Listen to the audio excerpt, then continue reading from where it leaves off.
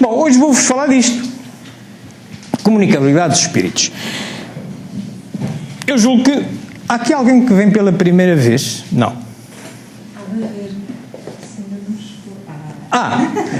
Muito bem. O contacto que tem com o espiritismo, já ouviu falar de bases filosóficas do espiritismo? Assim. Pronto, ótimo. É só para eu agora graduar o que eu lhe vou dizer. Ora bem, isto realmente, a comunicabilidade dos espíritos, é uma das bases filosóficas do espiritismo. Isto é, o espiritismo como filosofia centra-se em alguns valores, alguns conceitos, estuda algumas coisas. Se formos à Wikipédia, nós apanhamos com 19. Se forem à Wikipédia, vêm cá 19 bases filosóficas. Normalmente, dessas 19, há 5 que são mais comuns e que constituem o fundamental que orienta a formação espírita em quase qualquer casa. Uma delas é esta. Uma delas é a comunicabilidade dos espíritos. Comunicabilidade dos espíritos, portanto, é isto mesmo. É que, afinal, os espíritos comunicam-se e comunicam-se. Eu estou a comunicar convosco e vocês comigo, mas os espíritos também os há. Nós nem vemos os espíritos todos. Há uns que conseguem ver, eu não. Mas sim, temos evidências que eles se comunicam connosco. E eu vou mostrar hoje uma evidência daquelas mais dos nossos dias, mais tecnológica. Portanto, como é que eu estou a pretender levar esta questão? Isto é para ti, Tomás, um homem da física. Ok. Portanto, eu estou a pretender levar este assunto desta forma. Se estamos a falar de ciência, vamos falar de evidências científicas e, claro, não podemos fugir ao método científico. Portanto, vamos começar por recapitular os tais ditos conceitos filosóficos. São mais.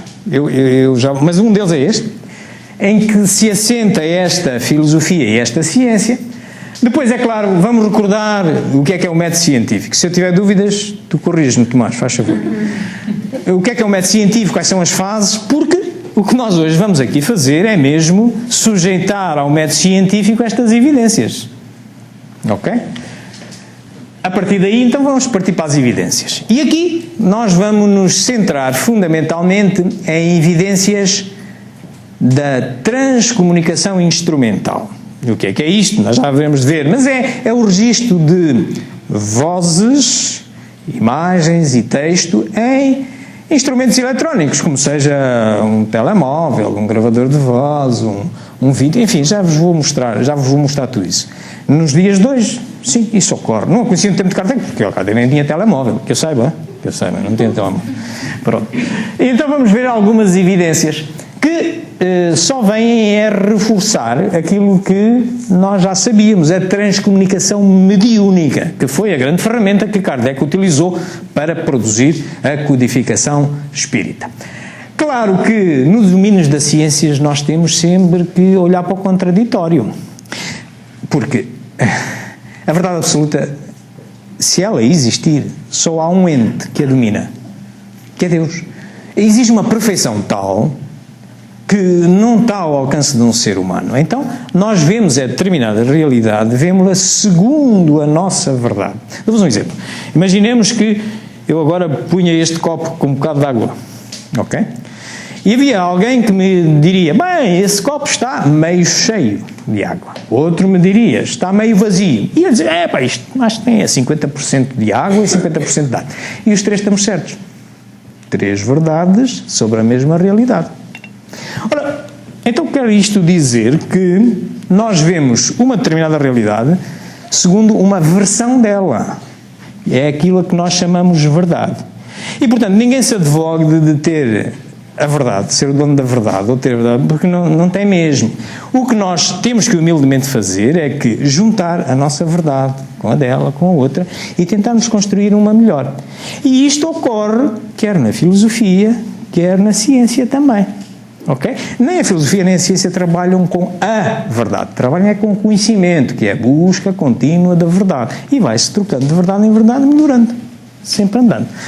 Por isso, temos que dar aso ao contraditório. Olhar, eu vou-vos apresentar uma hipótese de explicação de uma certa fenomenologia, nomeadamente a transcomunicação instrumental, e claro, vamos ouvir o que é que as ciências ao nosso lado, a ciência espírita, têm para dizer sobre isso. E vamos aqui, fazer o dito contraditório. E depois disso, então, vamos concluir se realmente as nossas hipóteses que nós vamos levantar de que são fenómenos que materializam a comunicação dos espíritos, se transformam em tese ou não. Eu creio que sim, vou-me esforçar por isso, mas se não for, estou aberto para ouvir outras, está bem? Muito bem, então vamos lá partir. Vamos começar. Oi! Então a nossa coisa não quer. Dê-me aí só um toque aí na seta. A ver se a coisa... É só na setazinha do... A setazinha aqui.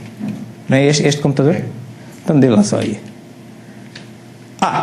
Pronto, aí está. Muito bem. Vamos começar por aqui. Toda a gente conhece aquele livro? Talvez a senhora não conheça ainda, mas este é o livro fundamental, digamos, é o livro base, é como se fosse os alicerces da codificação espírita.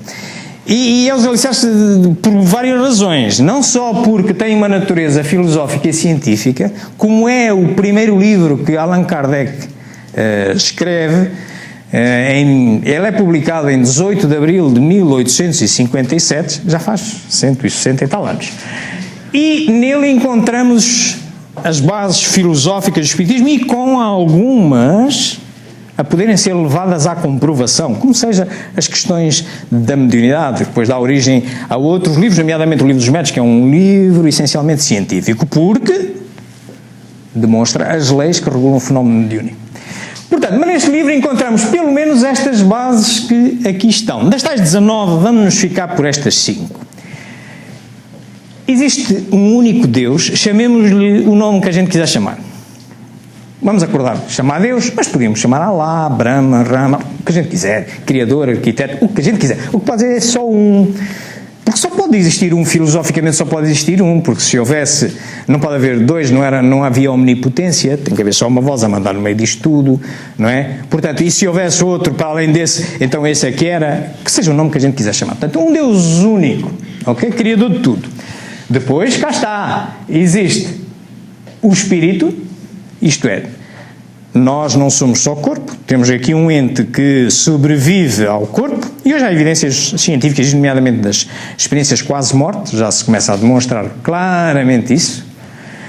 E claro, se há espírito, há comunicabilidade, eu estou a comunicar convosco, mas os que se passam à outra dimensão, e não se admirem, tu que estás na física, sabes que a física quântica hoje é uma das áreas que tem umas pontes muito interessantes com a espiritualidade, nomeadamente com o espiritismo, porque nós consideramos que vemos a 3 dimensões, né? Comprimento, largura e altura.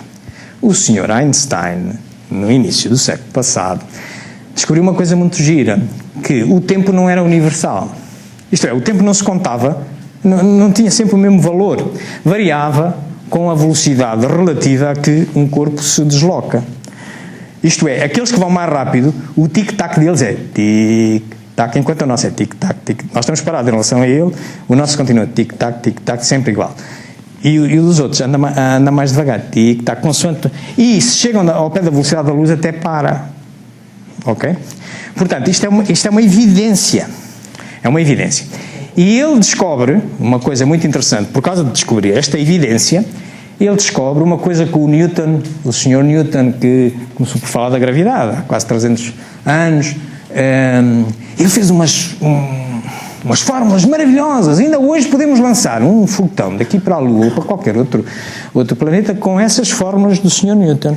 Mas, por exemplo, já nos vamos perder se as mesmas fórmulas fossem aplicadas no sistema de GPS. Porquê?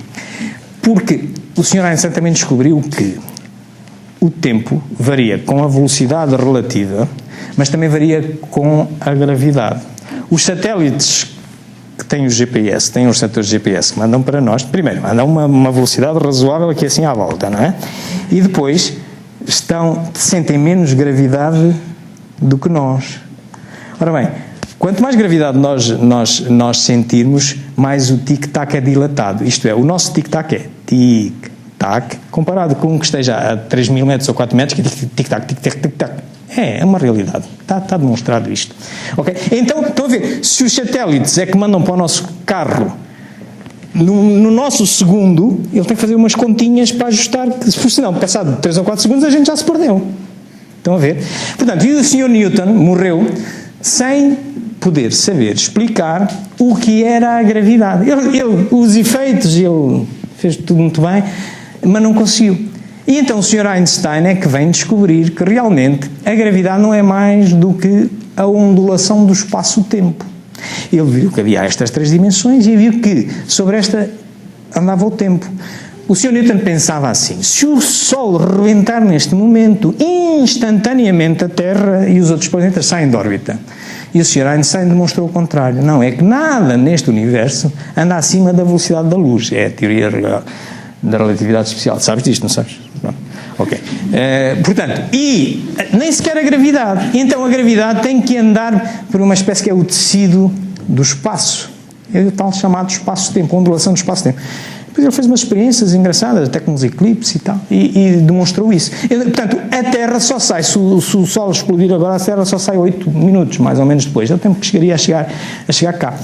Ora bem, e ele vê isto, mas depois chega-se à conclusão que, com a física quântica, chega-se à conclusão que aquelas fórmulas maravilhosas do Sr. Einstein, que regulam bem o mundo grande, o mundo macro, quando a gente vai para baixo do átomo, eu quando andava no liceu, já há muitos anos, já quase não me lembro. Bom, mas diziam-me assim: olha, o átomo é a partícula indivisível da matéria. Não se pode dividir mais o átomo. E tinha um núcleo, que tinha lá uns neutrões e uns prótons, e depois tinha uns eletrões ali a andar à volta. Mas isto foi 40 anos atrás. Hoje são 18, não é? Confirmas? 18 elementos que estão lá. Portanto, hoje descobriu-se que dentro daquele núcleo, aqueles prótons e aqueles neutrões afinal eram constituídos por quarks, e os quarks eram unidos por uns gluões, umas partículas de força e tal, e os eletrões é mais uma partícula de força que estão ali, é mais uma partícula. Depois vem esta partículazinha, o fóton, que é por acaso que tem mais força, dá origem à força eletromagnética. Enfim, são 18. E chegaram a uma coisa muito gira, que é, estas partículazinhas, nomeadamente esta, têm todas uma característica que é, elas são simultaneamente, parece que têm uma esquizofrenia, são simultaneamente partícula e onda. Até que alguém as detecta, alguém as observe, a gente põe um detector. E há experiências feitas disso, uma dupla fenda, por exemplo, vejam na internet, dupla fenda com eletrões. O que é que se passa? É que, se nós, por exemplo, tivermos uma ranhura, nós mandarmos aqui um foco de luz, ela vai passar nesta ranhura e lá atrás vamos ver uma projeção de coisa. Mas se nós pusermos 2 ranhuras, agora, nós esperávamos que lá atrás tivessem dois focos de luz paralelos. Não estão. Está uma espécie de um código de barras. O que prova que é onda. Mas se agora nós arranjarmos um detector, aquilo parece que tem consciência e dá-se conta que alguém está a observar e fica como partícula outra vez. E foram estas soluções. Quando é que foram as outras possibilidades? É porque se a gente deixar de observar, elas voltam outra vez. E a física quântica diz, está só há 2 possibilidades. Ou a onda é apenas um mero reflexo do nosso conhecimento, mas a gente, para falar para o telemóvel, é com ondas, portanto existe. Ou então, tem que existir outras dimensões e universos paralelos. E estamos nisto. E isso tem alguma ligação connosco, com as atividades espiritualistas. Porquê? Quando a gente ouve um espírito que diz, está bem vivo da Costa, não é? Ele vai-nos contando umas coisas e tal, não sei o que mais. Ele está-nos a ver, nós não estamos a ver, ele está a ver tudo. Bom, está noutra dimensão ou no universo paralelo. E as dimensões não é tão difícil de perceber assim. Dou-vos só um exemplo.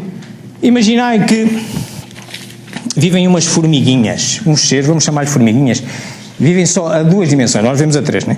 Vivem só a 2. Aqui assim nesta folha de papel. Então vamos imaginar-nos sendo as formiguinhas, e se olharmos assim ao lado, o que é que a gente vê? Branquinho, não é? É a folha de papel. Não vemos nem para aqui, nem para aqui. Mas nós vemos-lo a ele e eles não nos veem a nós. Estavas a soar o que a gente vê nas reuniões mediúnicas e na comunicabilidade dos espíritos, estão-nos a ver e nós não nos vemos? Ok. Então o que é que se passa? É que nós estamos a ver a uma dimensão mais do que eles. Certo? Então os nossos espíritos, que se dizem espíritos, estão-nos a ver e nós não vemos, têm acesso a uma dimensão mais, até a 11. Só neste universo. E depois há universos paralelos, que é uma espécie, se imaginarem um pão de forma, partido em fatias, é assim. Bom, e isto só para vos lançar esta questão, para vos dar um bocado do apetite disto. Muito bem. Portanto, Comunicabilidade dos espíritos, reencarnação. A reencarnação é outra base filosófica, isto é, não podemos ter só um tirinho. Que chatice, imaginai, agora pode estar a nascer ali uma criança no hospital e daqui por umas horas morre. E seria injusto, então o Deus, aquele escolheu para lhe dar umas horas e nós já vamos em décadas? Não pode haver só um tirinho, não faria sentido, não era justo. Este ente tem que ter umas características que a justiça tem que lá estar, uma justiça perfeita. Portanto, não pode ser. E, portanto, nós temos que também ir progredindo, portanto, a reencarnação serve a esse propósito também. E, naturalmente, a probabilidade dos mundos. Bom, eu com a física quântica já vos dei boas dicas que tem que haver outros mundos, que é mesmo ao lado de nós ainda não estamos a ver, está certo? Muito bem, então, vamos mergulhar nesta que nos interessa e nos estás aqui hoje. A comunicabilidade dos espíritos no tempo de Kardec e hoje continua a ter como ferramenta a transcomunicação mediúnica, isto é, através de um médium humano, ok? Mas, e filosoficamente é absolutamente sustentável, explica-se muito bem, Kardec explica isso tudo muito bem, quer no livro dos espíritos, quer depois as leis das várias capacidades mediúnicas que ele detectou há quase 200 anos, e explica-as muito bem no livro dos médiuns, mas daí para cá, com a introdução da tecnologia de meios eletrónicos, outro tipo de transcomunicação ocorre, que é chamada transcomunicação instrumental. Vamos dar um exemplozinho, vamos ver aqui um filmezinho que nos vai contar esta coisa. Temos som, não temos? Em 11 de dezembro de 1847, uma família de origem alemã se instalou em uma modesta casa no vilarejo de Riedesville, estado de Nova York, nos Estados Unidos. A família Fox era formada pelo Sr. John Fox, sua esposa Margaret Fox e seus filhos, entre eles as duas filhas, Kate e Margaret, como a mãe. Fenômenos interessantes passaram a acontecer na casa 2 meses depois da família chegar. Eram batidas leves, arranhões nas paredes e nos móveis. Os ruídos aumentavam cada vez mais. Na noite de 31 de março de 1848, houve uma série de sons muito fortes e contínuos. A garota Kate desafiou a força invisível a repetir, com algum barulho, a quantidade de palmas que ela batia. A resposta foi imediata. Margaret Fox, a mãe, fez um teste. Perguntou algo que somente ela ou algum familiar podia responder. Perguntou as idades de seus filhos. A resposta veio com exatidão. Perguntou se era um espírito que batia. 2 pancadas responderam sua pergunta. Assim, Margaret iniciou uma espécie de entrevista, onde acabou descobrindo que aquele era um espírito de um homem que foi assassinado naquela casa e que seus restos mortais estavam enterrados na adega. Na época dos fenômenos, as 2 garotas, Margaret e Kate, foram afastadas de sua casa, pois suspeitavam que os fenômenos eram ligados à presença de ambas. Entretanto, os ruídos acompanharam as irmãs Fox. Em algum tempo, os fenômenos já aconteciam nas residências de outras famílias. Isso fez com que surgisse uma onda espiritualista que passou da América para a Europa, onde o terreno já estava preparado para o estudo, aliada ao desenvolvimento científico. A forma mais comum de manifestações na Europa foi a das mesas girantes, fenômeno que chamou a atenção de filósofos como o intelectual Denisard Hippolyte Léon Rivail, futuro Allan Kardec.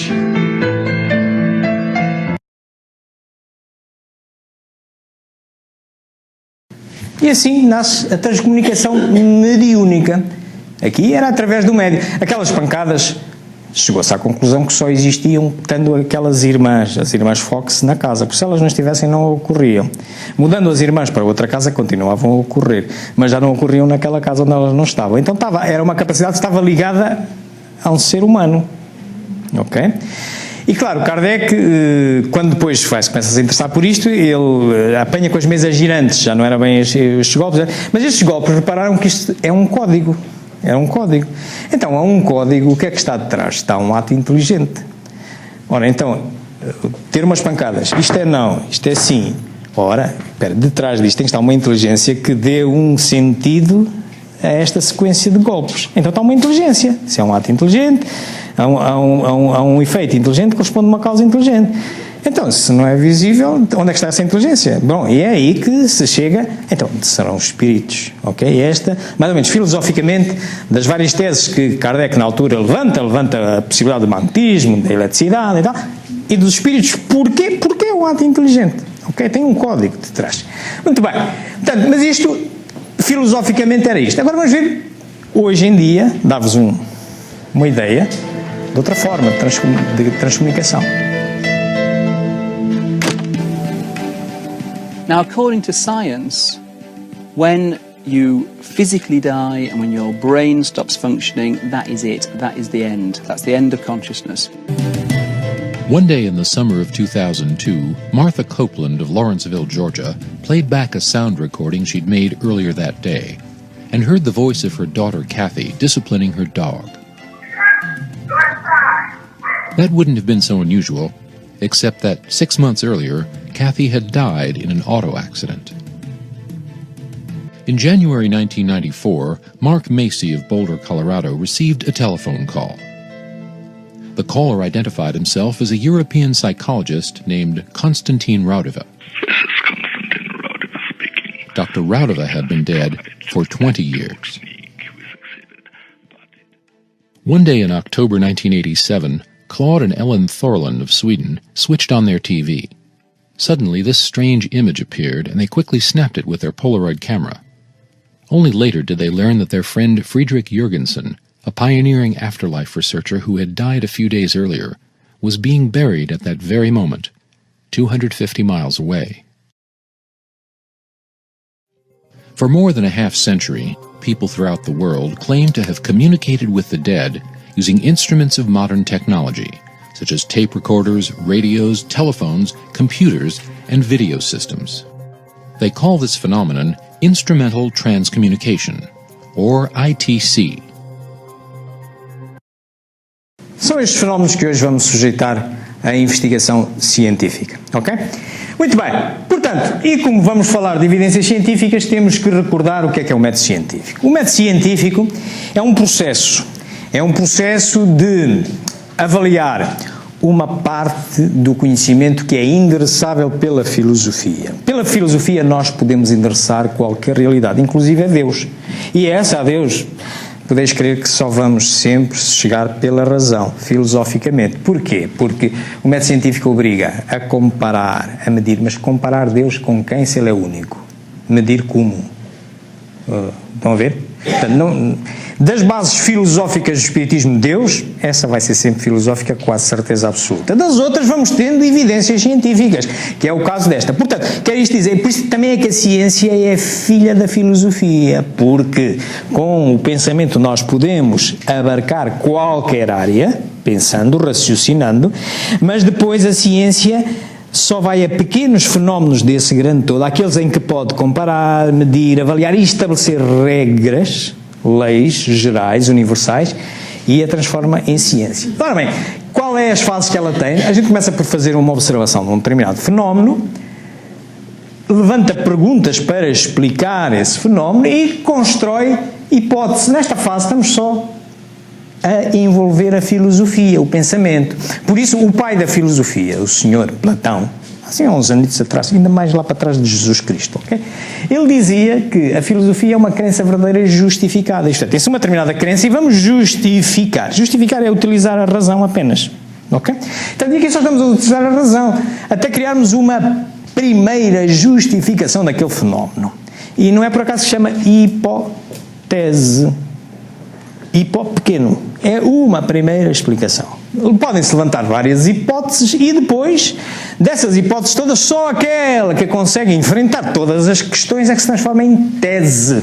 Ok? E mesmo assim, depois, a ciência vai andando, porque não trabalha com a verdade, vai arranjando outras. Portanto, tendo uma hipótese, então já podemos sujeitá-la à experimentação. E há um senhor, um aluno de Platão, o senhor Aristóteles, também é conhecido pelo pai da ciência, que dá-se conta disso, que afinal havia uma parte pequena, do conhecimento possível da gente chegar com a razão, só com o pensamento, que era possível levar a um laboratório, experimentar, medir, avaliar e tal, e chamou-lhe a isso ciência, e então passou da crença verdadeira justificada até aqui filosofia comprovada, ok? Portanto, experimentação, tira-se conclusões, se a hipótese se aguenta, muito bem, se não se aguenta, deita fora ou ajusta e tal, e aquela que se aguenta, transformada em tese. E o Espiritismo segue isto, já desde aquele tempo. Reparai, se vocês forem ali ao Evangelho segundo o Espiritismo, que é uma das obras fundamentais, é a terceira obra fundamental, depois do Livro dos Espíritos, Livro dos Médiuns e Evangelho. Vocês vão ao capítulo 19, que tem este título, A Fé Transporta as Montanhas, e no parágrafo 7 encontram: fé inabalável é aquela que pode enfrentar a razão em qualquer idade da humanidade. Estão a ver aqui um apelo claro ao uso da filosofia, à razão, a pensar, ok? E quando se passa à experimentação, e eu socorro-me do livro essencialmente científico de Kardec, tem este e tem a Gênese, mas este é o primeiro livro, Natureza Científica de Kardec. Porquê? Porque as tais leis gerais, neste processo científico, como é que funciona a modernidade, estão todas ali. E ele diz, mas cuidado, meus amigos, se vocês forem ali ao capítulo 20, ao item 230, há lá uma mensagem do Espírito Erasto, que diz assim: antes dispensar 10 verdades do que embarcar numa teoria errónea. Portanto, o experimentador tem várias hipóteses, ele tem que sujeitar aquelas hipóteses à experimentação e só ficar com aquela que se aguente a explicar todas as perguntas possíveis. E mesmo assim ainda nunca se apaixonar por ela. Reparem, na Gênese é a última obra da codificação fundamental de Kardec, é escrita em 1868. Se vocês forem ao capítulo 1, parágrafo 55, ele fala da natureza desta ciência, desta filosofia. E diz lá que se uma verdade, o Espiritismo vai ao lado das outras ciências, e se uma verdade nova se revelar das outras ciências melhor que a que o Espiritismo tem, ele aceita. Exatamente porque tão pouco o Espiritismo trabalha com a verdade. Porque é impossível. É impossível. Portanto, nós vamos vendo a realidade segundo uma determinada, e temos que adaptar. O Espiritismo não ficou no frigorífico. No tempo de Kardec não havia frigorífico, não é? Portanto, não ficou no frigorífico há quase 200 anos. Hoje em dia há problemas na nossa sociedade, e aqui o Centro Espírita de certeza que enfrenta problemas desde o exemplo. Kardec, nas leis morais, no capítulo das leis morais, Livro dos Espíritos, parte 3, fala daquelas leis morais todas. Há lá uma que se chama Lei Moral da Reprodução. Se reparares, quando tiver sempre, vão lá ver. Ele só fala em 2 tipos de relações. Fala nos celibatários, os que vivem sozinhos, e fala nas relações de sexos distintos. Não fala nas relações de mesmo sexo. Na França do tempo de Kardec, de certeza que havia homossexualidade, mas ele entendeu que não era um assunto para se tratar, ok? Mas hoje, eu não vou perguntar, mas de certeza que aqui neste centro, se calhar já pessoas vieram com inquietudes desta natureza. E o Espiritismo tem que dar razão, tem que dar explicações. Como? Porque Kardec não disse, não, você não expõe esse problema, vá-se embora, vai pôr a vender o outro lado, não, a gente tem que pôr. A forma como eu vejo, então, está lá, celibato, e está lá a relação de 2 sexos. Mas também lá está dito que serve, a lei moral da reprodução, serve 2 propósitos: amor e a possibilidade de outros espíritos encarnarem, caritativamente. Ora bem, claro, serve estas 2 coisas. Nem todos cumprimos isto, mas como sabes, Jesus Cristo não cumpriu os 2, certo? Era celibatário. Divaldo Franco não cumpriu os 2. Não deixam de ser pessoas, mas já sabem que a segunda parte não cumpriram. Se todos fôssemos homossexuais ou celibatários, não estávamos aqui. Mas, também lá vem dito que, bem, se não for por egoísmo, se for para dedicar-se à causa dos outros, está certo. Jesus Cristo assim fez. Outras pessoas assim fazem. Mas claro, é incontornável que não dão a segunda parte, não permitem que outros espíritozinhos encarnem. A relação homossexual é comparável aqui? Celibato, neste particular. Se for por amor, está tudo certo. Mas também tem que ter noção que que não dão contributo para a outra parte. Se todos fôssemos assim, é só para dar um jeitinho, só para dar um... Muito bem, então, vimos isto, vamos aqui olhar para o nosso problema. O que é que nós observamos? Vozes, mensagens e imagens anómalas que afirmam ser dos mortos. Eles dizem que são dos mortos. Então vamos perguntar, na segunda fase do método, quem é que as produz? Então agora vamos hipotetizar. Não há efeito sem causa, a gente já sabe. Vozes, mensagens e imagens têm que ter uma causa. Comunicadores afirmam ser os mortos a existirem são espíritos. Se não são demonstráveis outras causas, então são causadas por espíritos, certo? Este silogismo está certo? Parece certo? Bem. Então vamos sujeitar isto agora à experimentação. Muito bem, temos a nossa hipótese, vamos partir para as evidências. Como vos disse, vamos focalizar-nos fundamentalmente nesta nova forma de comunicação através de instrumentação eletrónica. Hoje em dia, a transcomunicação instrumental, eu sou um experimentador dessas áreas. Não muito frequente, porque o que me interessava mais quando eu comecei a investigar nestas áreas era validar aquilo que filosoficamente eu já sabia e observava empiricamente dos fenómenos mediúnicos que observava. Mas é diferente a gente também poder intercambiar com outra qualquer pessoa que não seja espírita e dizer, não, mas olha, tem aqui uma mensagenzinha, experimente lá, a ver se... Ok, está a ver? Agora explico lá. Pronto, ok? Portanto, e hoje em dia são conhecidas vozes anómalas, chamadas EVPs, vozes isoladas, que só têm... Olha, o meu instrumento de pesquisa é este, de vozes anómalas. Este mesmo que eu estou aqui a utilizar para gravar, para depois pôr a coisa no YouTube. É este mesmo, é com este. Isolo-me e tal, e gravo. E às vezes aparecem aqui umas vozinhas. Portanto, qualquer uma pessoa pode obter, a gente já vê. Imagens, pode ser com câmaras digitais, câmaras fotográficas, circuitos fechados de vídeo. Já vamos ver também. Exatamente. Há muitas possibilidades. Texto em computadores, em faxes, etc. Ora bem, são estas, hoje em dia, são estas as três vertentes maiores conhecidas nesta forma de transcomunicação. Vamos começar pela de voz, mas antes de dizer-vos que aquilo em que me vou basear é fundamentalmente neste livro, escrito por Hernani Guimarães de Andrade, mas o livro, às vezes existe, não sei se existe até aqui na biblioteca, porque ele é espírita, este senhor é espírita, já faleceu, já desencarnou, mas ele escreve com um pseudónimo, Carl Goldstein. É um investigador também de transcomunicação instrumental. Hernani Guimarães de Andrade. É um livro interessante, aconselho-vos para quem tiver curiosidade sobre isto. E ele diz neste livro, define o que é isso. Ele diz que é uma das modalidades de captação de mensagens de voz, imagem e texto, alegadamente dos espíritos, através de meios eletrónicos e a parte da transcomunicação mediúnica. Então, avancemos aqui para as vozes.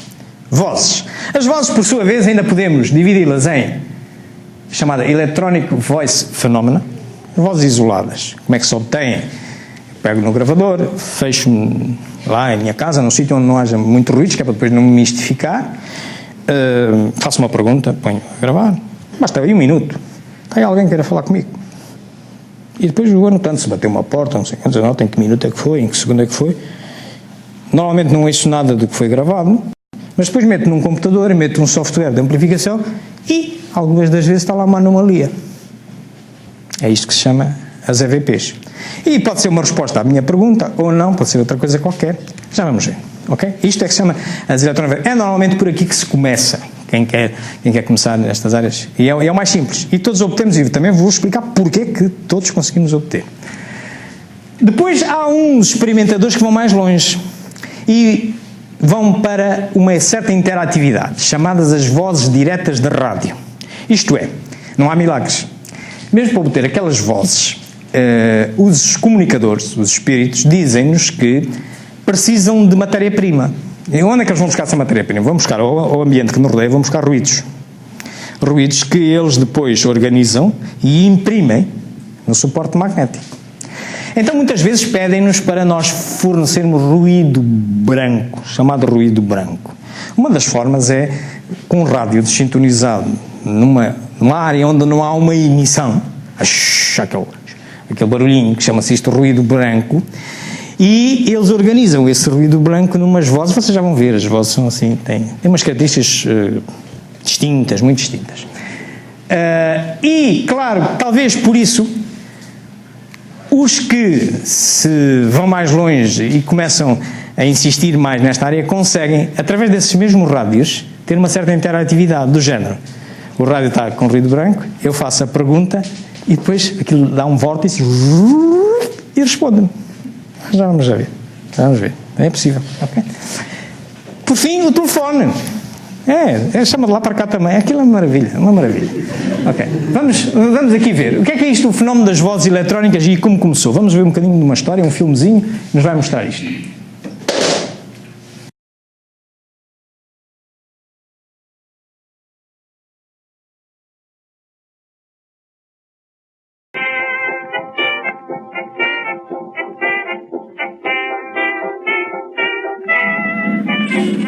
EVP was apparently first noticed in the early 20th century, when unexplained messages were said to have appeared in telegraph, telephone, and early sound recording systems.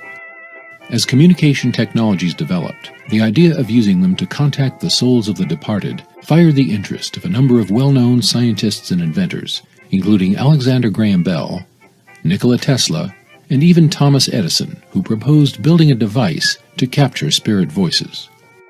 In 1939, Attila von Soleil, an American photographer, claimed some success at EVP using a phonograph record cutter, and in the 1940s with a primitive wire recorder, a precursor to the modern tape machine that recorded sounds on spools of thin magnetic wire. Then, as tape recorders became popular in the 1950s, people reported hearing mysterious voices in their recordings. The first person to research EVP in depth was the Swedish artist and filmmaker Fredrik Jürgensen. In 1959, he was using his portable recorder to tape nocturnal bird sounds for a documentary. On playing back the tape, along with the sounds of the birds, he was amazed to hear faint voices discussing nocturnal bird sounds. Convinced that he was recording messages from the dead, Jürgensen devoted the rest of his life to researching the phenomenon. He went on to record thousands of voices in several languages, established that they often interacted with the experimenter, and published his findings in several books. One of Jürgensen's pupils and collaborators was the Latvian psychologist and philosopher Konstantin Raudava. Raudava worked endlessly to persuade scientists and the public that with simple recording equipment it was possible for the dead to speak to the living. During his lifetime, he recorded 70,000 voices in 6 different languages. The experimenter states that in his opinion, man cannot grasp the events after death with his intellect. A voice replies in German, kann. He can. German physicist Ernst Zinkowski was an early EVP experimenter. I began in 1976, and after the second or third test, I immediately got voices saying, we are the dead, we are alive, we are able to think and to speak. Well, one of the first extraordinary voices I received 14 days after I started was the voice of my late father. And he addressed me with my nickname he used when I was a little boy. Ora bem, vocês já estão a ver que estas vozes, por acaso está-se aqui a apresentar uma tradução antes, porque senão o que é que ele disse? Está ali uma voz, está, mas o que é que ele disse? Porque e isto ajuda-nos, ao experimentador de TCI, é muito importante. A estas vozes todas lhe faltam a frequência fundamental. Por isso é que elas não se percebem, são assim umas coisas. Quando eu comecei a investigar nesta área, já vai uns anos, aí em 2006, os computadores não estão muito desenvolvidos.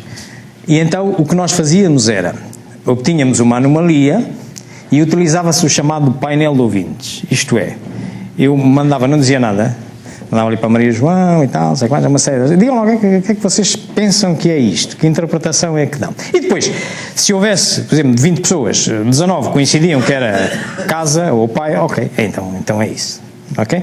Isto era no céu. Hoje em dia, com o advento dos computadores, nós já temos bases de dados que dizem assim, o A português tem uma determinada curva, não é? O A francês, ou o N, tal. E depois a gente só comparar, mete-se o fecheiro compara-se e o computador dá uma percentagem de acerto, diz assim, isto tem 90 e tal por cento de ser um A francês, ou um A português, ou isto, portanto, mas é hoje em dia. Porque falta sempre a frequência fundamental. Se imaginarem que há uma curva de Gauss, imaginemos que o A português seria assim uma curva de Gauss, tem aqui uma frequência fundamental, depois umas harmónicas para aqui, outras harmónicas para aqui. Nestas vozes, e é uma forma da gente saber se não está a ser mistificado, falta sempre aquilo faz assim, a curva faz isto, cai aqui, depois está lá a subir. Está a ver? Por isso é que a gente não as percebe. Mas pronto, dito assim, ok, sim, é isso que está a dizer. Muito bem. Portanto, esta é a fase mais simples. Eu, como vos disse, sou investigador nesta área. A minha mestra, esta senhora Anabela Cardoso, ela não é espírita, mas é filóloga e foi cônsul-geral de Portugal em Vigo, vive ali onde vêm os nossos amigos de Vigo, que eles a conhecem também. Escreveu um livro muito interessante, Eletrônica versus Fenómeno. Isto aqui são atividades nossas, tem uma revista e tal. Pronto. É isto que aqui está. Ela tem também uma revista onde se pode ver isto, esta senhora aqui. Este não sei quem é que é, mas pronto, não interessa. Vozes diretas de rádio. Vozes diretas de rádio, como vos disse, as pessoas que investigam mais nestas áreas acabaram por verificar que podiam ir mais além e obter interatividade. Nomeadamente esta senhora que é a minha mestra. E vamos ver o que isso é.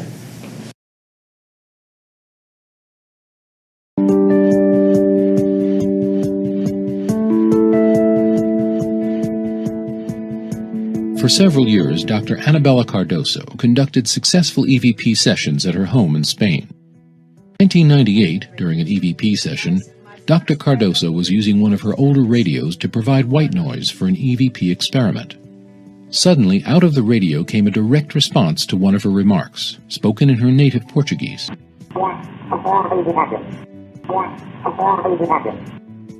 Dr. Cardoso says that these voices have often called her by her childhood nickname, Bella. They always called me Bella. Bella was my child's name. I am Annabella. My family, still today, they call me Bella. DRV voices come out of radio receivers. Couldn't stray radio broadcasts be the source of these apparent communications? I would say to the skeptic that stray radio emissions do not reply to you when you ask who is speaking. Stray radio emission will not tell you it's your brother Luis. I mean, that's nonsense. Marcella Bacci of Grosseto, Italy, is the world's most successful practitioner of DRV. Since the 1940s, Bacci has been picking up the voices of the deceased on old vacuum tube radio receivers.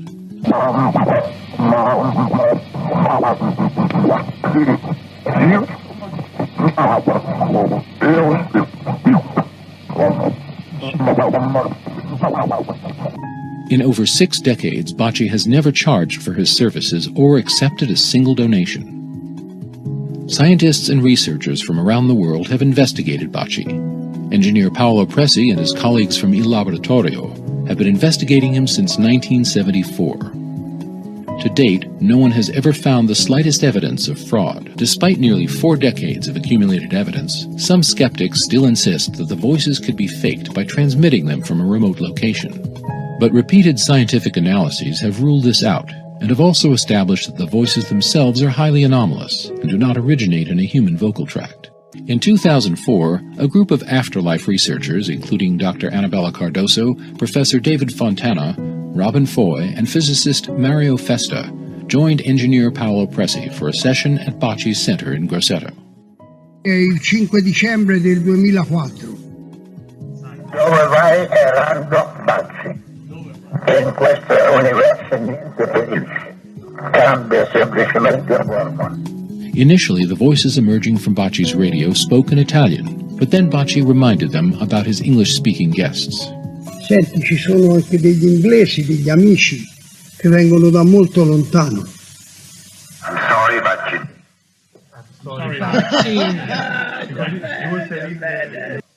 Thank you for all your hard work. Congratulations. Nesta experiência, atreveram-se inclusivamente, isto é um rádio de válvulas, o senhor já tinha uma certa idade, e começaram por tirar as válvulas, continuou a falar, por fim desligaram da corrente elétrica e durante 20 segundos registaram-se vozes ainda. Ok? Isto também para vos dizer que não tem bem a ver com o instrumento tecnológico que se utiliza. Como vocês viram nas vozes, aquilo começou com o Frederick Jürgensen, aquelas fitas enormes, fitas magnéticas.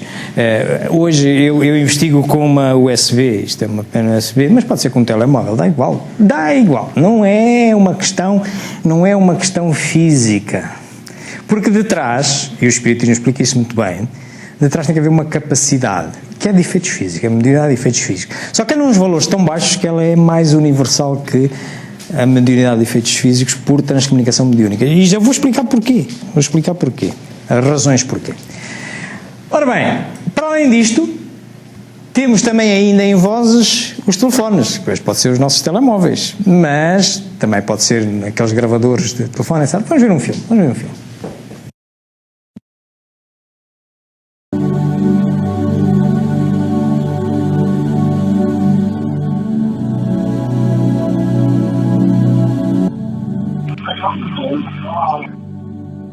Do people actually receive phone calls from the other side? In the 1970s, two veteran parapsychologists, Scott Rogo and Raymond Bayless, set out to answer this question. After investigating numerous cases across the U.S., they concluded that phantom phone calls were not only real, but also surprisingly common, estimating that hundreds were received every year in the U.S. alone. As with other forms of ITC, people claim that they clearly recognize the voices of deceased friends and loved ones. There's actually a tradition of ITC researchers passing on, going to the other side, and then contacting researchers on this side. According to many ITC researchers, the undisputed champion among afterlife communicators is the Latvian-born experimenter Konstantin Raudive, a psychologist, philosopher, professor, and author who spoke a half-dozen languages and died in 1974. This is Konstantin Raudive speaking. I'm as fine as a dead one can be.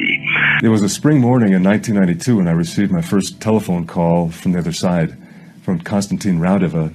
Mark Macy had been preparing to conduct an ITC experiment involving very low-frequency radio transmissions. According to Macy, the caller identified himself as Raudive and offered advice regarding his experiment. He had no way to record phone calls at the time, but he was prepared when the caller rang again. Hello? Yes. I'll try to make it clearer this time. It's a VLF receiving converter. Okay. You simply connect the VLF converter to your HF radius antenna input and a suitable VLF antenna.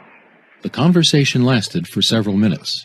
The caller's voice was clear as a bell, and his advice regarding Macy's experiment was sophisticated and technically impeccable. 24500 kilohertz respectively. It was the most moving experience of my life. It was just very humbling and such an amazing experience to receive contacts from the other side through a telephone. These conversations weren't limited to technical advice. They often touched on human social issues and suggested that the insights provided by ITC might lead to a more just and peaceful world. You know how dangerous acts of all kinds can be. Violence.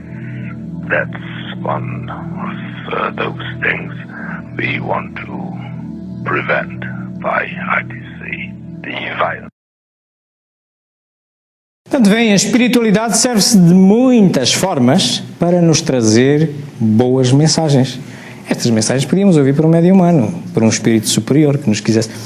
Estas pessoas, nenhum deles é espírita, hein? Estes investigadores, nenhum deles é espírita. Espiritualistas, sim, mas não espíritas. Mas, porque isto é um fenómeno físico, demonstrável, cientificamente comprovável. Ora bem, vimos as questões das vozes, vamos agora passar às imagens. Nas imagens temos dois grandes grupos. Temos vídeo, imagens de vídeo, e temos imagens com fotografias. Eu também investigo nessa área, mas as imagens, devo dizer que é o parente pobre da transcomunicação instrumental, porque se presta a bastantes mistificações. Já vos vou mostrar porque vocês vão ver com os vossos olhos. Vamos ver o que isso é. His friends Claude and Ellen Thorlin, who lived about 250 miles to the north near Stockholm, experienced a strange phenomenon. According to Mrs. Thorlin, she heard an inner voice prompting her to switch on her TV and tune it to an unused channel. As she did so, the screen went dark. Then a spot of light appeared which grew into this image. As if to fulfill his own prediction, Jurgensen was not the first to produce images of the deceased on a television screen. That honor probably belongs to Klaus Schreiber of Aachen, Germany. Schreiber constructed a video feedback loop, which produced highly unstable forms that he was told could be manipulated by those on the other side. By 1984, Schreiber's perseverance paid off, and he began to receive many remarkable images. By laboriously advancing his tapes frame by frame, Schreiber was able to isolate and study these single images or short sequences in which the pictures would often emerge from random shapes. No account of visual ITC would be complete without mentioning Robert Vandenbroek, who lives near the tiny village of Hoeven in the Netherlands. When we visited Robert in February of 2014, we brought 2 video cameras to test and document his talents. To preclude any tampering or substitution, we brought our own still camera which had no built-in memory, and we used a distinctive type of memory card that had not been manufactured for at least 5 years. We numbered each card in advance and erased it in full view of the video cameras prior to every test.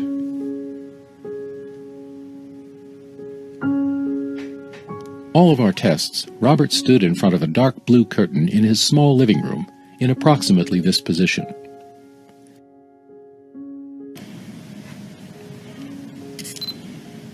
At the end of each test, he handed the camera back to us and we placed it on this coffee table to unload the memory card into a password-protected laptop computer.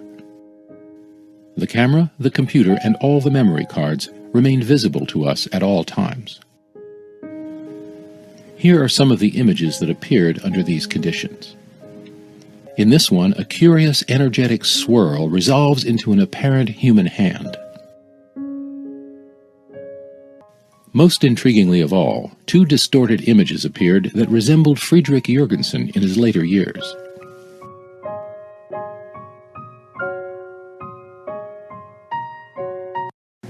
Estas são imagens muito nítidas, nem todos obtemos imagens deste género. Por isso é que esta parte é o parente pobre. Eu vou-vos mostrar a minha própria experiência.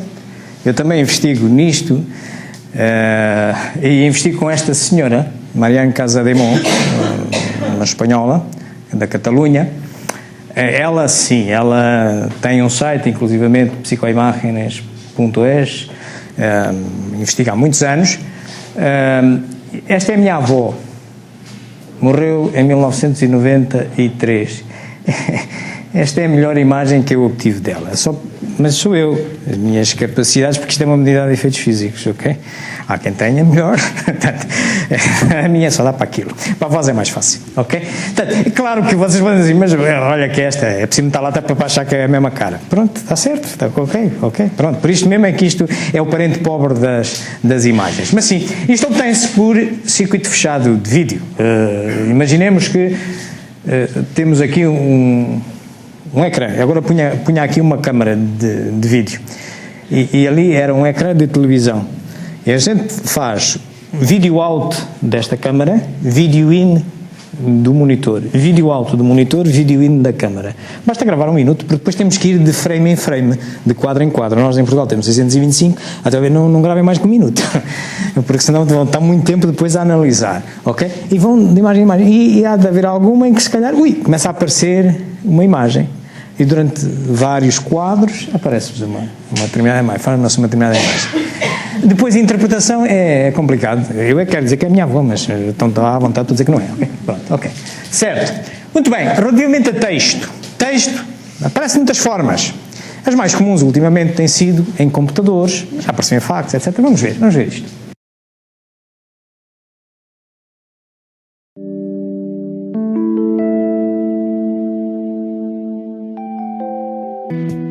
Technical writer Mark Macy of Boulder, Colorado, has been one of America's foremost investigators and advocates of instrumental transcommunication.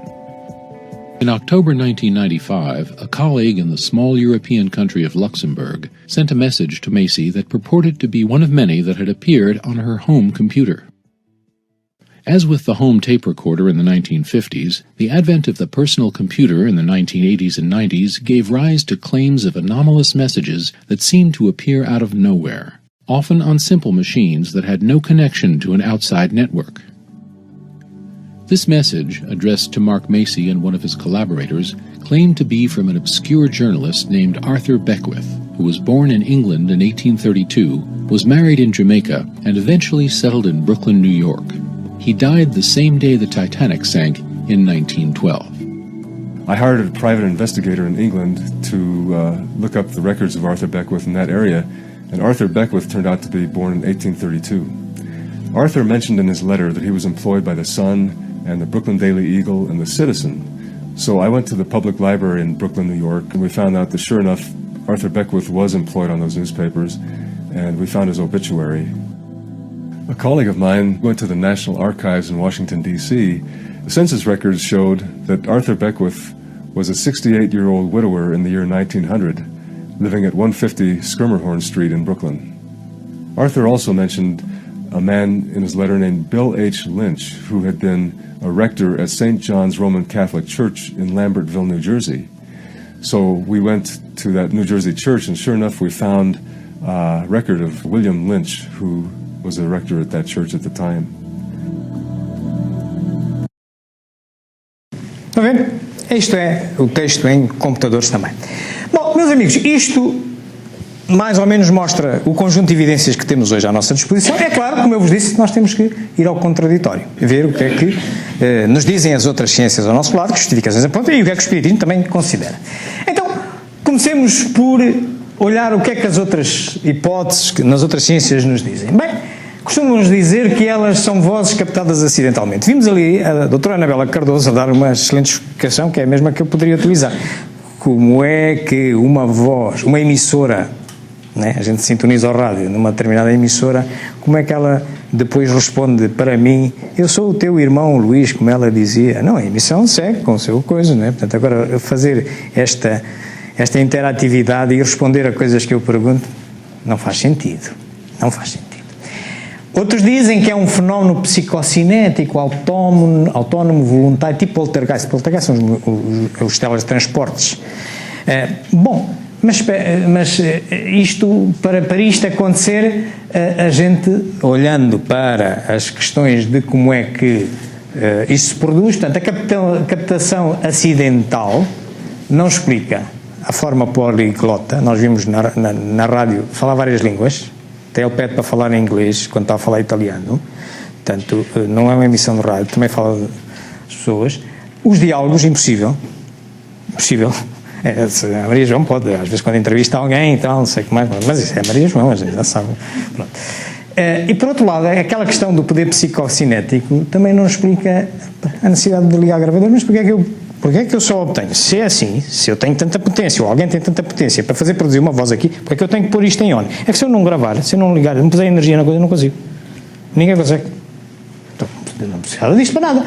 E também, porque é que se eu posso fazer isso, se há um médium, há um ser humano que pode fazer isso, porque é que tem que arranjar um esquema tão complicado, arranjar um gravador e tal? Não, eu quero gravar e já está.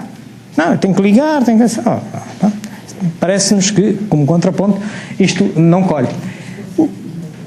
Qual é a tese espírita? A tese espírita, o que é e como?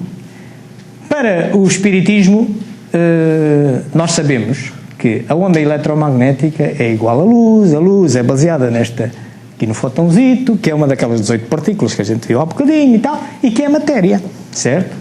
Aquelas 18. Isto é um livrozinho que vos aconselho a ler, Universo Grande, de Brian Greene, que explica estas coisas todas, desde a relatividade geral e especial de Einstein, passando para a física quântica, com muitos bonequinhos, é giro. E podem ver também na internet, tem muitos YouTubes interessantes. E chega-nos aqui, cá estão as 18 partículazinhas, esta, por exemplo, é o fotão que a gente está aqui a usar. Ora bem, e o que é que nos diz o Livro dos Espíritos? Na pergunta 27, diz que há 3 coisas no universo. Há o princípio material, o princípio espiritual, e por cima dele existe Deus, certo? Ora bem, então, o que é que isto o que é que isto pressupõe que seja? Estamos a falar de matéria. Isto é, simultaneamente, uma partícula e onda. Intermutável. Onda, partícula, energia, intermutável. Pela fórmula famosa do Einstein, é igual a mc², não é verdade? Portanto, então, estamos a falar de matéria. Então, tem que existir um fenómeno de efeitos físicos. Estamos a manipular matéria. Os elétrons se organizam aqui dentro da gravadora e tal, não sei mais. É matéria. Dentro desta trilogia. E nós, como é que isto se produz? A gente sabe, se formos ali ao livro dos Médiuns, parte 2, capítulo 1, a ação do Espírito sobre a matéria, e este aqui, o capítulo 14, sobre os fluidos dos milagres na Gênese, o que é que isto nos diz? Diz-nos que este é mais ou menos o esquema como se processa a modalidade de efeitos físicos, não é? Portanto, temos a alma, atenção que a alma é diferente de espírito, julgo que sabem disso, não é? No livro O que é o Espiritismo, aqueles que tenham dúvidas, vão ao livro O que é o Espiritismo, segunda parte, pergunta 14. E lá vem dito que a alma é um ser simples, o espírito é um ser duplo, porquê? É a soma da alma mais o perispírito. E o ser humano é um ser triplo, porquê? Que é a soma da alma mais o perispírito mais o corpo. Então, a alma é diferente do espírito. Embora nós, como temos dificuldade em perceber um efeito inteligente sem ser como uma manifestação da matéria, usamos alma e espírito indistintamente. Mas vem lá, e vem lá dito. Um comentário diz assim, filosoficamente são distintos. E é distintos. Para que a gente precisa o perispírito? O perispírito é como se fosse o cabo que sai ali daquele computador para ali, para colocar aquela imagem ali. Portanto, é uma espécie de uma luva. A gente precisa dele para quê? Para se ligar a um corpo, para o computador ligar-se ali àquele corpo, ok? Ou, se já estivermos num planeta divino, por exemplo, onde já não se cumprem encarnações, para que é que eu preciso de perispírito? Não há encarnações, não preciso de perispírito, mas posso eventualmente necessitar de vir a um planeta inferior e onde só percebem, os médiuns precisam de perceber efeitos físicos, vidência, etc. E eu tenho que vestir um casaquito, vou aurir um perispírito da atmosfera psíquica daquele planeta, que é distinta da do outro, e então apresento-me àquele momento. Mas depois posso tirar o casaco. Porque é que eu ia andar com um casaco no verão, se tanto calor? Ok? Há uma diferença, e a gente sabe isso. Então temos a alma do espírito comunicante, temos o perispírito comunicante, e isto tudo faz o espírito dele, não é? Há aqui uns fluidos espirituais, aqui nós temos o médium, a alma do médium, o perispírito do médium, o corpo físico do médium, ectoplasma que produz o médium, e da conjunção disto, através do pensamento, há uma atuação do fluido universal sobre a matéria física. Este é o esquema geral da modalidade dos efeitos físicos.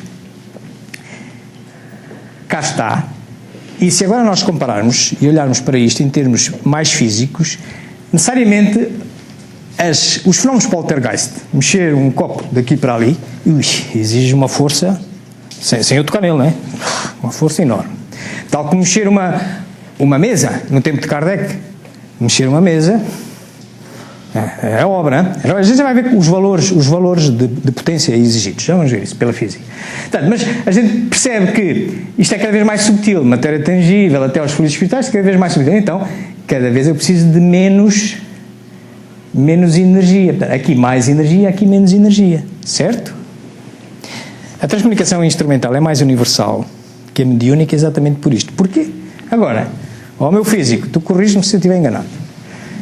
De acordo, vocês podem ir isto à Wikipédia, mas para aqueles que se lembram ainda daquelas fórmulas da física, da mecânica, na secundária ou no liceu, esta fórmula conta-nos aqui tudo. De tal maneira, resumindo, eu para levar, no tempo de Kardec, e levar uma daquelas mesas que eles estavam muito a chamar as mesas dos 3 pés, os pés de galo e tal, não sei o que mais, se ela tiver 10 quilos, por esta fórmula, e levá-la 10 centímetros do solo durante 10 segundos, exige 1 watt de potência. Alguém vai ficar bem cansado. E não é todos que conseguem, hein? Alguém vai ficar bem cansado. Mas, pela mesma forma, eu para modular um sinal de rádio, para impressionar este aparelhinho, olha o que é que eu preciso? A milionésima parte. Por isso, vos posso dizer com segurança, se quiserem experimentar vozes, de certeza absoluta, qualquer um de vocês vai obter É uma questão de tempo, tem que ser pacientes, porque estamos a lidar com inteligências, eles não estão à nossa disposição. Olha, agora dá-me uma vozinha, calma lá, ele tem outras coisas para fazer, não é? Mas sejam perseverantes à mesma hora, sempre e tal, façam uma prece, levem o pensamento, e um dia vocês vão ter vozinhas, e até pode ser que qualquer dia conversem assim, vozes diretas de rádio. Porquê? Porque estamos a ver que as potências são muito diferentes. Por isso, e todos nós temos este mínimo, todos temos. Ok? Muito bem. Por isso, ela é mais universal. A TCI é para todos mesmo. É para todos. Uns investigadores no Luxemburgo, esses sim, são mesmo investigadores com um E muito grande, comparados comigo, eu sou um E pequenininho, mas muito baixo. Uma vez, em contacto por vozes diretas de rádio com um comunicador, que se chamava Técnica, ele disse que se chamava Técnica. Não, tinha sido uma entidade que nunca esteve encarnada na Terra, mas dizia ele que tinha obrigações de gestão do nosso planeta. E era um ser elevado pelo discurso dele. E perguntaram-lhe qual é que é a diferença entre a transcomunicação mediúnica e a transcomunicação instrumental. E responde-lhe este comunicador, o técnico, responde: considerai que a informação que queremos passar desde a nossa dimensão para a vossa se divide em 5 partes. Na transcomunicação mediúnica, 4 são do médium, só uma é nossa. Todos nós sabemos isto, vamos ao livro dos médiuns e percebemos como é que ocorre a mediunidade humana. Portanto, há um ente, o perispírito expande-se, abrange o do médium, etc. E o médium percebe ou intuições, ou vê qualquer coisa. Portanto, é-lhe passada uma espécie de uma mensagem. Mas o médium é quem vai ter que funcionar de tradutor.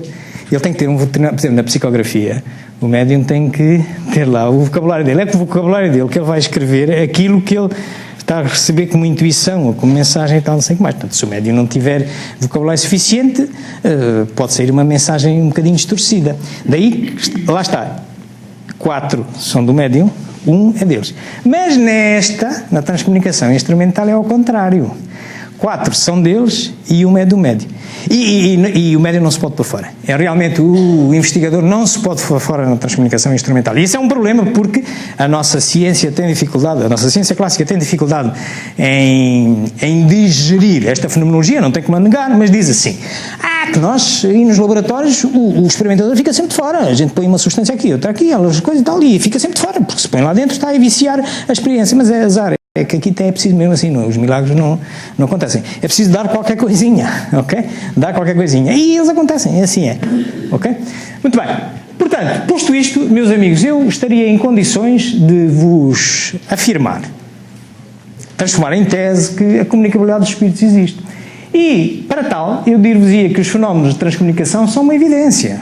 De transcomunicação instrumental são uma evidência desta comunicabilidade. E assumem esta característica de dar efeitos físicos pelas razões que eu vos mostrei. Ok? Claro que até já no livro dos Espíritos se preconizava este futuro. É interessante. Vocês forem à pergunta 954, olha o que é que lá diz. Tendes, porém, uma consolação em poderes comunicar-vos com os vossos amigos pelos meios que vos estão ao alcance, enquanto não dispondes de outros mais diretos e mais acessíveis aos vossos sentidos. Que giro. Estão a ver? O Kardec tinha uma visão. Uma coisa gira. O que é que diz neste livro o Hernani Guimarães de Andrade? Isto também é uma coisa muito engraçada. Teremos futuramente em cada lar um equipamento para transcomunicação verbal e visual, através do qual poderemos comunicar-nos com aqueles que amamos e que procederam na passagem para o plano espiritual. Quem lê aquela série de André Luiz encontra lá umas coisas muito interessantes que têm a ver, a gente começa a ver assim umas ligações sistemicamente a ver isto. Eu, para vos trazer esta palestra, consultei estes livrinhos que aqui estão. Olha, cá está o que é o Espiritismo, que a gente falou. Depois, as consideradas obras fundamentais, mas atenção, Kardec escreveu 32, é a vida dele. Nós é que normalmente concentramos-nos nesta. Cá está o livrinho de Transcomunicação Instrumental, O Universo Elegante, O Ser Quântico, de Ana Zohar, as vozes eletrónicas de Anabela Cardoso. Este é daquele senhor que vimos, o físico Senkowski, também de Transcomunicação Instrumental. Mais aqui nos livros, este é o boletim da Anabela Cardoso. Os telefones do outro lado, aqueles vídeos que foi mostrando, etc. Bem, aqui todos estes links podem consultá-los e vê-los. Eu, como habitualmente, estou a gravar isto e vou publicá-lo no YouTube, daqui por 2 ou 3 dias já lá está e poderão ir, é Espiritismo JG, também me encontram no Facebook e tem também aqui o meu e-mail, que se caso agora, neste período, vamos ter um períodozinho de perguntas e respostas, sem intervenção de meios eletrónicos, só a gente cara a cara, não é? Pronto, ok. Portanto, mas tem ali o meu endereço eletrónico e estaria agora à vossa disposição para qualquer pergunta sobre este assunto, sobre outro, o que vocês quiserem. Muito obrigado pela vossa atenção. Vamos então tranquilizar-nos. Vamos recolher ao nosso íntimo, ao nosso ponto de Deus. Todos nós o temos. Cientificamente parece coincidir com a glândula pineal ou epífise. Esteja onde estiver, recolhamos-nos. E estando nesse ponto, tentemos entrar em comunicação, primeiro com aqueles que estão ao nosso lado, nesta mesma dimensão. E em seguida, num esforço maior, mas possível, ao nosso alcance, tentemos também irradiar pelo pensamento, tentando chegar aos seres que não estão na nossa dimensão, mas que existem, que provavelmente nos veem, e vamos congregá-los, vamos chamá-los para juntos, todos, louvarmos, agradecermos e pedirmos ao Criador. Enfim, fazer uma prece. Então, louvemos o Criador, chamemos-lhe o nome que chamarmos, louvemos Deus por esta obra maravilhosa, que tem tantas facetas, de que só vemos uma versãozita e que vamos sempre descobrindo outras. Isto é digno de louvor, porque só uma inteligência acima de qualquer uma nossa conhecida poderia construir tal obra. Mas agradeçamos ao Senhor a possibilidade de, nesta encarnação em que todos nos encontramos, neste preciso momento, termos-nos cruzado com esta filosofia e esta ciência, das quais sacamos ilações, orientações para o nosso progresso. É uma muleta extraordinária. Não é a muleta, mas é uma muleta extraordinária. O Espiritismo. Agradeçamos ao Senhor por nos ter proporcionado isto, sem sabermos bem explicar porquê. Um dia cruzamos-nos com isto e descobrimos que ela tem estas virtualidades. Mas por fim, porque o caminho do progresso é um caminho difícil, é um caminho que envolve provas, às vezes expiações, enfim, mas tudo é herança nossa na perspectiva reencarnatória. Mas esse progresso, muitas vezes, associado à nossa visão restrita da realidade, ao ver uma só, segundo a nossa verdade, achamos que tudo vai desabar, que é injusto, que nem sabemos como é que vamos sair daquilo, esquecendo-nos que nós somos imortais, que Deus Pai é justíssimo, não nos dá provas para além das nossas capacidades, e aquilo que nós enfrentamos, primeiro herdamos nós próprios e depois precisamos disso, como um aluno precisa de uns testes na escola para passar de ano. Portanto, nesses momentos, pedimos, Senhor, que nos envieis os nossos mensageiros, os nossos mentores espirituais, a equipa espiritual desta casa, lembrando-nos desta nossa natureza que necessita progredir e necessita todas essas provas, e que as provas são apenas isso. Tudo passa e tudo é para nosso bem.